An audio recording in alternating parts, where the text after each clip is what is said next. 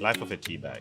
A tea bag starts its journey in a cup as a beverage, and once that tea bag's journey is completed, it is of no use.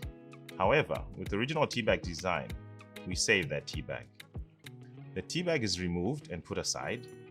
The tea bag is dried and the leaves are removed. After the tea bags have been removed, the tea bag is then ironed to make sure it's flat and ready for painting.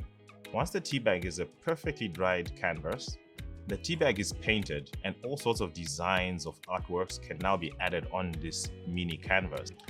Once the tea bag is dry, the tea bag is stuck onto a piece of functional art.